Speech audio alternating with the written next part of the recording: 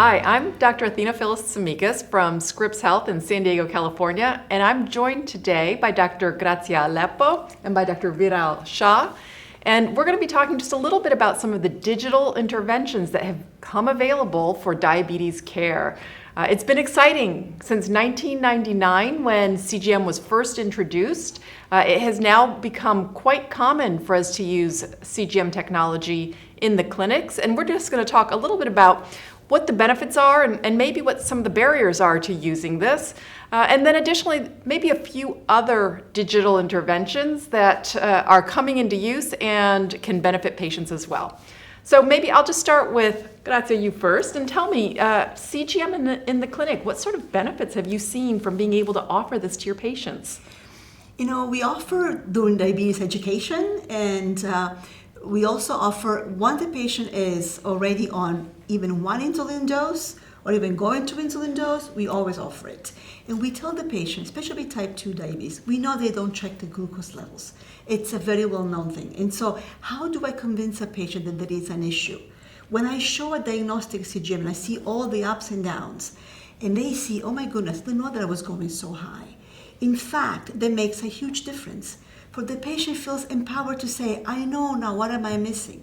I know what I can do to get better. Yes, that's great. So you use education to teach them how to use the device, and then they themselves see the feedback, which empowers them to make some changes. That's pretty remarkable. And you mentioned that you provide this to patients with insulin, and there has been a transition of who we can offer this to. It has come from requiring being on multiple dose injections of insulin to most recently the FDA and CMS has allowed people with just basal insulin alone or recurrent hypoglycemia Correct. to be allowed to use somebody's this. on a sulfonylurea and they tell me they wake up in the morning shaking. I know they're having a hypoglycemic episode. I need to prove it. And I show it to them with a diagnostic CGM. And so that is enormous because the people don't understand why do they feel so weird in a way. Yes. But also, when we do this as part of our education program, by the time they finish those 10, 14 days of sensor, they can actually see the data. There is an improvement in the first 10 days because they're making changes. They see what they're doing might not be in the best of interest, but between day 1, I'd say day 10, if I use an unblinded professional CGM, they see the results. Yeah.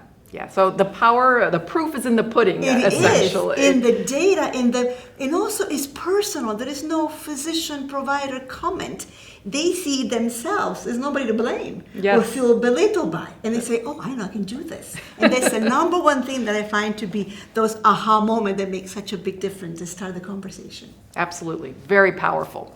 Viral, maybe I can ask you also, CGM in your clinic and in your use, barriers. Sometimes people might not want to be on a device. What do you encounter? How do you deal with this? Yeah, that's a great question. And again, I think I'm a big believer in CGM, as Grazia mentioned. My colleague calls this as a speedometer when you have diabetes, right? You want to see you are in a range. And if you're exceeding that kind of a range, you know what to do. So it helps. Now the barriers, I think things are getting much better now. In the past, the CGMs were not very accurate. People had a lot of kind of an alerts and some kind of a skin issues, bigger devices, not user-friendly. But now, look at that, it's much smaller.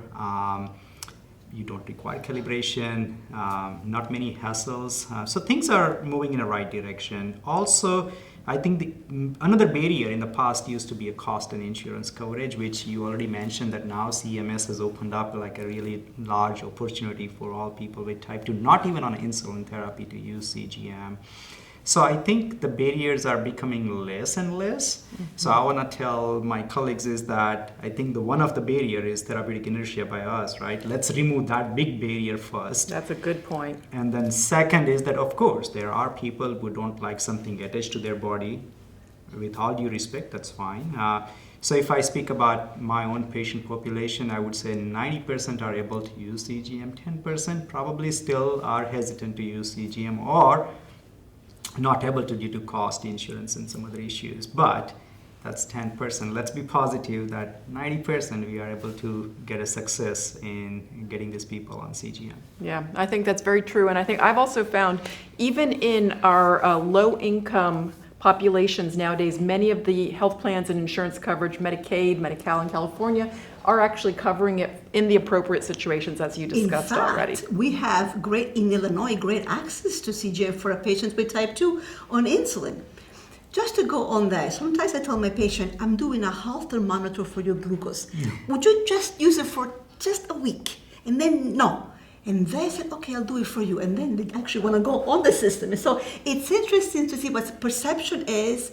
Maybe they think it's something implanted. They don't even know what that is. Oh, that's easy. But just you go to try to work with the individual and say, think about something that as if it were a test you would do with your cardiologist, for example. If you say it that way, they sometimes say, okay, I'll give you just one try. Yes. And sometimes they do, sometimes no, but most of the time they do use it and they want it back. Yes, absolutely. I've certainly seen that, and it can assist with medication management if we need to adjust medications. So it's helping us in addition to the patient. Right. Can we just briefly turn to, CGM is great alone, but there is some value and methods now to connect it with other devices in order to better manage diabetes. And we've seen it with insulin pumps, maybe with connected pens. What's your experience in terms of using some of these additional digital devices to help manage diabetes? Right, and I think the optimal diabetes care and management depends on the glucose, that you're going to see the glucose data and then act on those glucose data, and then act is by adjusting the insulin dose, right? Right. And so now we do have a lot of options, like for example, you mentioned connected pen. So a lot of people, when we offer them a CGM, of course there will be reduction in the A1C by just putting them on a CGM. But then you will sometimes see that it's not enough, right? You ask the patient sometimes would admit that yes, the problem is the diabetes is complicated, it's difficult to manage. I do forget to take insulin.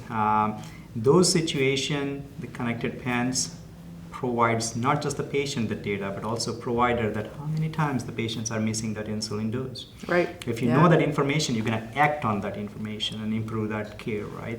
So I think the connected pen is another really great tool where you can see glucose, insulin data together to optimize it further. And beyond that, now we also have an insulin pump in certain specific patient population that we may be able to use it and further improve their care by having that automated insulin delivery systems. That's great. And are you using the pumps in both type 1 and type 2 diabetes? How are you deciding when to use it in these populations? I'm using them both. I must say that, yes, it's not for everybody, but many times when a patient with type 2 diabetes takes 5, 6, 7 injections per day, an insulin pump, first of all, decreases the dose by 20-25%, and that's very helpful because the absorption is so much better. But they become more adherent too because they're able to manage to take all these injections, don't take it, it's on their body already. So I found that some people really do very well with it.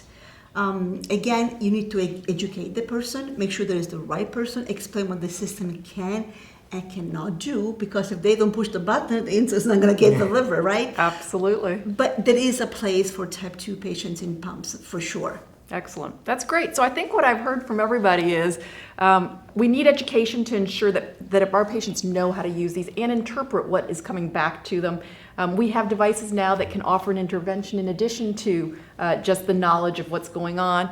And we can always, of course, use lifestyle intervention to manage and feedback and further improve their overall glucose management. So it's been a pleasure having both of you here today, and we've learned so much and really enjoyed the conversation. Thank you for having me. Thank you.